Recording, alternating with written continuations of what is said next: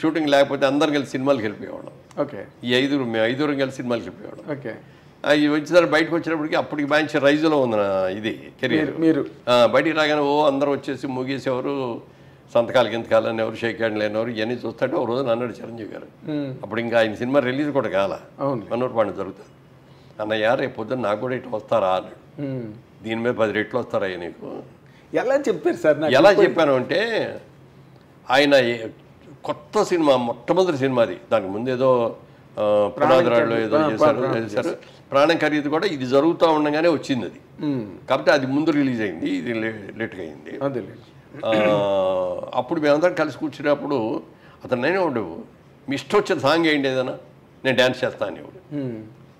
అంటే తెలుగా, ఇంగ్లీషా, హిందీ, అంటే ఏ లాంగ్వేజ్ అయినా మ్యూజిక్ అంటే దానికి తగ్గట్టుగా రిథమిక్గా చేసేవాడు. అది డ్యాన్స్ అంటే భరతనాట్యం కాదు, క్లాసికల్ డ్యాన్స్ ఇంకోటో కూడా కాదు, మ్యూజిక్కి తగ్గట్టుగా గంతులు వేసేసి చేసేవాడు. మనం బలి చేస్తున్నాడే, ఇక ఇంతకంటే కావాల్సింటే ఎలాంటి ఏంటి అనుకున్నాం. తర్వాత అతనిలో అడ్వాంటేజ్ అంటే కళ్ళు ఎక్సలెంట్ కళ్ళు అండి. కళ్ళు కోపంగా చూశాడంటే అసలు చాలా ఇదిగా ఉంటుంది. అలాగే నవ్వుతూ కామెడీ కూడా బాగా చేయగలడు. మంచి టైమింగ్ అండి. మంచి టైమింగ్ ఉంది. అప్పుడు కృష్ణనాథ్ గారు అన్నాడు ఒక రోజున, మురళీమోహన్ వీడు మంచి విలన్ అవుతాడయ్యా మన తెలుగు ఇండస్ట్రీలో, బాగున్నాడు అన్నాడు. ఇండస్ట్రీలో విలన్ అవటం ఏంటాడు బాబు, ఇండస్ట్రీకి మొగుడు అవుతాడు చూడండి. ఫస్ట్ సినిమా రిలీజ్ అవ్వకముందే అన్నా నేను. అవునా? అయితే ఈ మాట నాతో అరవింద్ గారు కూడా అన్నారండి.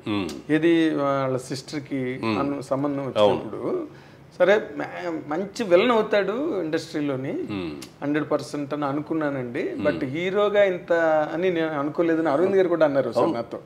హీరోగా టర్న్ అవడం పట్ల అసలు మీరు హీరోగానే అవుతారని ఎక్స్పెక్ట్ చేశారా, లేదా విలన్ లాగా వెళ్ళి? అట్లా కాదు, మొట్టమొదటి కొంచెం హీరోగానే నెగిటివ్ క్యారెక్టర్ చేశాడు. అదే కుక్కగాటు చెప్పు దెబ్బలు అట్లాంటి. ఆ తర్వాత నుంచి పాజిటివ్ క్యారెక్టర్లోకి వచ్చాడు బ్రహ్మాండంగా. సో మీరు ఆయన సక్సెస్ని అంటే ఆయన వచ్చిన తర్వాత కొన్ని సినిమాల్లో విధానాలు చాలా మారిపోయినాయి. సాంగ్స్ అంటే ఏదో హీరోయిన్ మీద ఎక్కువ చేస్తారు, సాంగ్ హీరోలు ఎక్కువ పరిగెట్టడం, ఊటీ తోటలో పరిగెట్టడం. లేకపోతే నాగేశ్వరరావు గారికి బాగా డ్యాన్స్ చేసేవారు ఆ రోజు. స్టెప్పులు అంటే నాగేశ్వరరావు, కృష్ణ గారి స్టెప్పులు కానీ, శోభన్ బాబు గారి స్టెప్పులు కానీ, ఎన్టీఆర్ గారి స్టెప్పులు కానీ, అవన్నీ మా అందరి ఒక టైప్, ఒక స్కూల్ మీద. కాకపోతే ఏంటంటే సలీం మాస్టర్ వచ్చిన తర్వాత రామారావు గారు రెచ్చిపోయారు. అవునండి, బ్రహ్మాండంగా చేసేవాడు. ఎదురులేని మనిషి కదా బిగినింగ్. కృష్ణముకుందామరారి పాట బిగినింగ్ అండి, రామరాజు స్టెప్ లేయడం.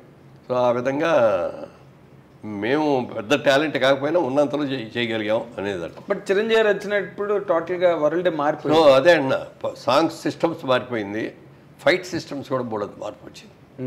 ఫైట్లో ఏం చేసేవారంటే, ఫైట్ మాస్టర్ లాగానే అన్న నువ్వే ఎక్కువ కష్టపడుతూ రిస్క్లు షాట్లన్నీ పెడతాను, డూపులు చేసేస్తారు, మధ్య మధ్యలో మీకు క్లోజ్ షాట్లు ఇస్తాను నేను. ఎవరు ఓకే, ఎందుకంటే రామారావు అలాగే చేశారు, నాగేశ్వరరావు కూడా అలాగే చేశారు. ఎవరైనా సిస్టమ్ అది, కెమెరాకి ఇట్లా కొట్టండి అన్న, మనం ఇట్లా 4-5 సార్లు కొట్టం, ఇట్లా కొట్టం తీసేవాడు. అవతల వాళ్ళు డమాలు పడిపోతుంటారు వాళ్ళు. అట్లా చిరంజీవి గారు వచ్చిన తర్వాత వీటన్నిటిలోనూ మార్పు వచ్చింది. అందుకని నేను అంటాను, చిరంజీవి ఇండస్ట్రీకి రాకముందు, చిరంజీవి ఇండస్ట్రీకి వచ్చిన తర్వాత, క్రీస్తు పూర్వం క్రీస్తు శకం లాగా అవును, అదొక చిరంజీవి శకం అనమాట. అంత సక్సెస్ అవ్వటం, సాంగ్స్ బ్రహ్మాండంగా చేసేయడం, ఫైట్లు బ్రహ్మాండంగా చేసేయడం. ఆ తర్వాత కృష్ణ గారు మేమందరం ఇట్లా ఫైట్లు చేస్తుంటే ఎవరికి నచ్చేయి కదా. అవునండి, అవన్నీ ఏంటో తేలిపోయాయి. చిరంజీవి గారు వచ్చి ఫైట్లు చేసిన తర్వాత ఇంకెవరు డూప్ అంటే కూడా ఒప్పుకునేవాడు కదా. అవే నేను చేస్తానండి, నాకు డూప్ అక్కర్లేదు అనుకున్నట్టుగానే సినిమా బాపు గారు కూడా చూసి, షూటింగ్ జరిగే రోజుల్లోనే చిరంజీవి చేసేస్తా అంటే ఆ జనం మధ్యలో ఆ డ్యాన్సులు అవన్నీ సెకండ్ టేక్ అనేది కూడా అవసరం ఉండేది కాదు. చేస్తాడు ఆయన కూడా చాలా బ్రహ్మాండంగా ఉన్నాడు, చాలా బాగా చేస్తున్నాడు, పెద్ద హీరో అవుతాడని ఆయన జయకృష్ణే అసలు తీసుకొచ్చింది. ఫిల్మ్ ఇన్స్టిట్యూట్లో చేసిన వాళ్ళలో బాగున్నాడు ఈ కుర్రాడని చెప్పి జయకృష్ణ తీసుకొచ్చి పెట్టాడు. అవునా? అప్పుడు క్రాంతికుమార్ కూడా చూసి క్రాంతికుమార్ ప్రాణం ఖరీదులో పెట్టాడు. సో అట్లా ఇక సక్సెస్ వచ్చేసి అవునండి దుమ్ము దులిపేశాడు. ఆయన ఒక యుగం కింద ఫామ్ అయిపోయింది. అంటే అదొకటి. ఇంకో గొప్ప విషయం ఏంటంటే వెనక ఎవరు లేరు, స్వతహాగా సొంతంగా కష్టపడి పైకి వచ్చిన వ్యక్తి. అంటే ఇక్కడ ఒక పాయింట్, మీరు ఒక 50 ఏళ్ల సినిమా పరిణామాలన్నిటికీ కర్మసాక్షి మీరు. అంటే మీరు అన్నిట్లో ఉన్నారు, ఇందులో లేరు, అన్నీ మీకు తెలుసు, బట్ మీకు ఏమీ తెలియనట్టుగానే ఉన్నారు ప్రతిదీ. ఇప్పుడు మొదటి నుంచి కూడా సార్ అన్ని చోట్ల ఎక్కడ సినిమా ఇండస్ట్రీ గురించి ఎవరు మాట్లాడుకున్నా ఒకరి ఎదుగుదల కానీ లేకపోతే ఒకరి తాలూకా డౌన్ఫాల్ కానీ వీటన్నిటి మధ్యలో క్యాస్ట్ అనే పాయింట్ని ఎక్కువగా అందరూ రిఫర్ చేస్తారు సార్. అందరూ ఆల్మోస్ట్ సినిమా ఇండస్ట్రీ అనగానే ఓకే, రాజకీయాలు అంటే ఇంకా క్యాస్ట్ బేస్డే అనుకోండి, ఇంకా అవి ఓసీలు, ఎస్సీలు, ఎస్టీలు, ఇంకా ఆ గొడవలు. సినిమా ఇండస్ట్రీకి వచ్చే వరకు ఇది ఎంతవరకు కరెక్ట్ అంటుంది ఈ రూమర్ కానీ ఈ ఆరోపణ కానీ సినిమా పరిశ్రమ మీద? ఎందుకంటే మీరు ఒక వర్గం, చిరంజీవి గారు ఇంకొక వర్గం. బట్ చిరంజీవి గారి గురించి మీరు ఇంత గొప్పగా మొదటి నుంచి మాట్లాడారు ఏం సార్?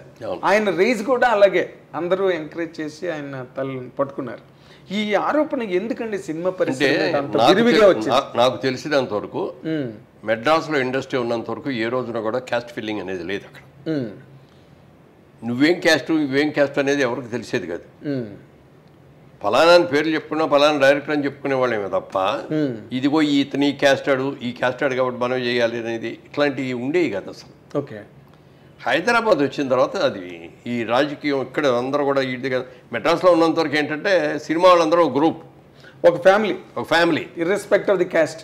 జెంట్స్ కలిసేవారు, లేడీస్ కూడా, లేడీస్ కూడా వాళ్ళు కూడా చక్కగా కలుసుకునేవారు. ఎందుకంటే ఏ ఫంక్షన్ వచ్చినా మన సినిమా వాళ్ళందరినీ పిలుచుకునేవాళ్ళం. అందుకని అందరూ అసలు ఎక్కడ ఎవరికి కూడా క్యాస్ట్ అనేది తెలియదు అసలు. ఇక్కడికి వచ్చిన తర్వాత పొలిటికల్గా కూడా అప్పటికే క్యాస్ట్ స్టార్ట్ అయిపోయి, అంటే అప్పట్లో కూడా తెలుగు సినిమా ఇండస్ట్రీలో చౌదరీస్ దే డామినేషను, లేకపోతే ఇంకొక కులం వాళ్ళని రానివ్వకుండా అడ్డు పెట్టారు, కొంతమంది తాలూకు ఎదుగుదలను ఆపేశారు అని కొంతమంది జర్నలిస్టులు ఇటీవల రోజుల్లో యూట్యూబ్లో మాట్లాడుతున్నారండి. పెట్టారు గారండి. అసలు నిజంగా అదే మాట మీరు అన్నట్టు జరిగినట్లయితే ఇవాళ రోజున ఎవరో వచ్చేవారు. మరి సినిమా ప్రొడ్యూసర్లు ఎక్కువ 75% చౌదరీస్ ఆర్టిస్టు, మెయిన్ రామారావు, నాగేశ్వరరావు, సోహన్ బాబు గారు, కృష్ణ గారు, మీరు అందరూ. అవును, ఒక కృష్ణరాజు గారు మినహాయిస్తే అందరూ వాళ్ళు. మరి డిస్ట్రిబ్యూటర్స్, మీకు ఏ డిస్ట్రిబ్యూటర్ కంపెనీ అయినా చెప్పండి, అందరూ వాళ్ళే. థియేటర్స్ ఉన్నాళ్ళు, అది ఎక్కువ వాళ్ళే. ఇంత డామినేషన్ ఉంది. ఫలానా వాళ్ళు రాకూడదని అనుకోవాలి. టాలెంట్ ఎవరి దగ్గర ఉంటుంది. ఎందుకంటే క్రియేటివ్ జాబ్ సినిమా అనేది. అవునండి. ఇది పార్టీ అంటే అది వేరే విషయం. ఇదిగో ఈ మన కులం అని చెప్పి ఇక్కడ పెట్టుకుంటే ఇతను ఓట్లు ఇన్ని వస్తాయి ఎందుకని చెప్పి కులానికి ఇన్ని ఓట్లు, సినిమా అది కాదు కదా. సినిమాలో టాలెంట్ మనకు ఇచ్చిన క్యారెక్టర్ బాగా ఎవడు చేయగలడు, ఎవరికి మార్కెట్ ఉంది చూసుకొని చేస్తాం అంతే తప్ప సినిమాలో మెడ్రాస్లో ఉన్నంతవరకు అసలు క్యాస్ట్ అనేది లేదు సార్. ఎవరే క్యాస్టో కూడా తెలియదు. హైదరాబాద్ వచ్చిన తర్వాత మాత్రం కొంతవరకు వచ్చింది, బట్ అది కూడా టెంపరీ. ఇప్పుడైనా ఎవరికి టాలెంట్ ఉంటే వాళ్ళకి ఇస్తారు. అదేనండి అసలు. ఇప్పుడు విజయబాబు రెడ్డి గారు నేను అన్నాను అనుకున్నాం, మేము అందరం ఒక్క ఊరి నుంచి వచ్చాం, మేము ఇద్దరు రూమ్మేట్స్, అంత క్లోజ్. బాపిరెడ్డి గారు మీరు మరి అన్ని సినిమాలు చేశాను ఆయన దగ్గర. అప్పుడు 6-7 సినిమాలు చేశాను. చిరంజీవి వచ్చిన కానీ చిరంజీవికి షిఫ్ట్ అయ్యాడు. అది ఎప్పుడు తప్పని నేను అనుకోలే. చిరంజీవి టాలెంట్, అద్భుతమైన టాలెంట్ ఉంది, మంచి మార్కెట్ ఉంది, అప్పటికే బాగా మార్కెట్లోకి వచ్చాడు. అవునండి, ఫైల్లోకి అని చెప్పి బాపిరెడ్డి బాగుంటుంది అతనితో చేయి అన్నా.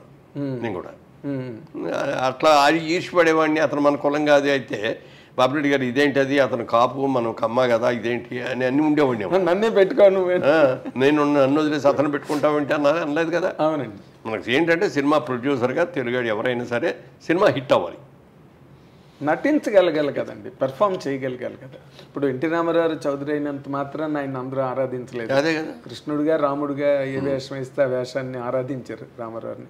నాగేశ్వరరావు, దేవదాసు అలాంటి విప్రనారాయణ మహా పాత్రలు చేశారు ఆయన, కాబట్టి నిలబడ్డారు. అవును. పోయిన వాళ్ళు ఎంతమందో తెలియదండి. ఇప్పుడు ఎంతమంది ఇండస్ట్రీకి వచ్చి ఎంతమంది వెళ్ళిపోయారు.